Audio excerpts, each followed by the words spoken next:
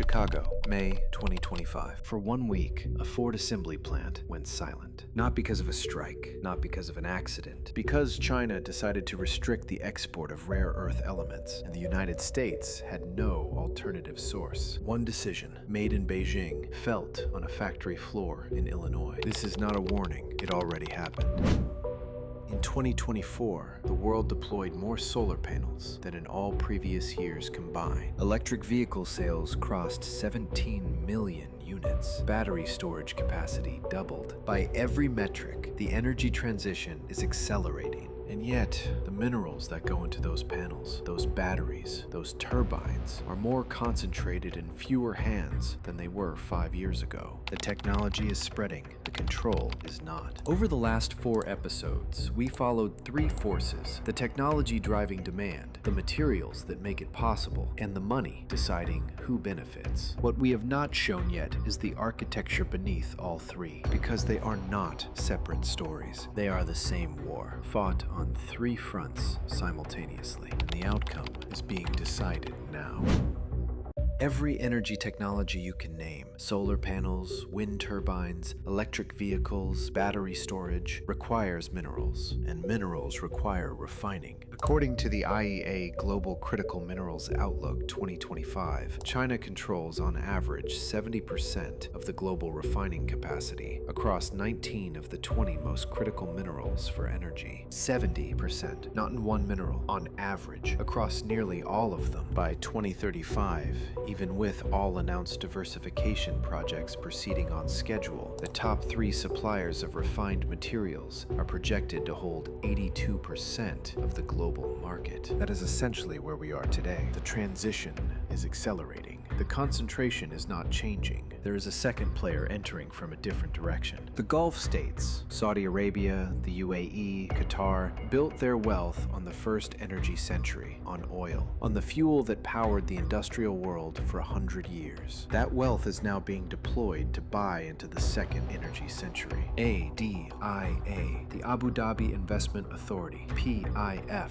the Saudi Public Investment Fund, QIA, the Qatar Investment Authority. These are not passive financial actors. They are strategic instruments of states that understand one fundamental truth: the age of oil will end. The infrastructure built to replace it must be owned by someone. They intend to be that someone. 2 players, then, who understand the game and are positioning accordingly. And then there is the United States, which spent 30 years dismantling the very systems it built to protect itself. In 1990, the U.S. National Defense Stockpile held critical materials worth $24 billion in today's money. A strategic reserve built over decades to protect American manufacturing and defense from supply shocks. By 2024, that figure had fallen to under $2 billion, a reduction of more than 90%. The stockpile was liquidated in the 1990s on the assumption that globalized markets had made strategic reserves obsolete. That assumption proved catastrophically wrong.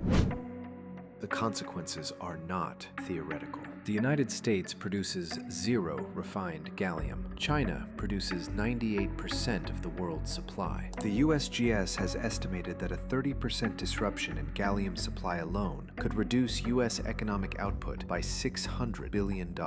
Yet when the CHIPS Act was passed in 2022, committing $280 billion to rebuild American semiconductor manufacturing, it contained no provisions to secure the mineral inputs those fabrication facilities require. The legislation funded the factory. It did not secure the feedstock. In response to China's export restrictions in April 2025, Ford shut down production of the Explorer at its Chicago plant for a week. 388,000 American workers are directly employed by the 15 major automakers competing in the U.S. market. Every one of them is exposed to decisions made in Beijing about the export of materials the United States does not produce. The United States recognized the problem. In February 2026, 55 countries gathered in Washington for the Critical Minerals Ministerial. A new forum, FORGE, was announced to coordinate allied demand. Aggregating U.S. demand with Australia, the United Kingdom, India, the European Union, Canada, Japan, and South Korea would create a market of approximately $2.6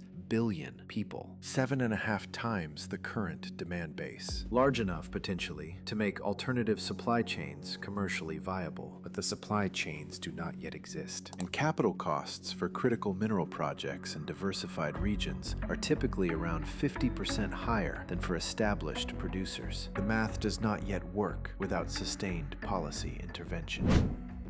Meanwhile, China has been building something else. Since 2000, China's development banks have financed nearly 21,000 projects across 165 low and middle-income countries, committing $1.34 trillion over 22 years. China remains today the world's single largest official source of international development finance, committing approximately $80 billion per year. And the terms have changed. At the turn of the century, 19% of China's overseas lending was collateralized against physical assets or future commodity exports. That figure now stands at 72%. China is no longer just building infrastructure in the developing world. It is securing claims on the resources those countries will need to sell to service the debt. The map that is emerging is not the map of the 20th century. It is a map defined by who built the port, who financed the railway, who holds the collateral.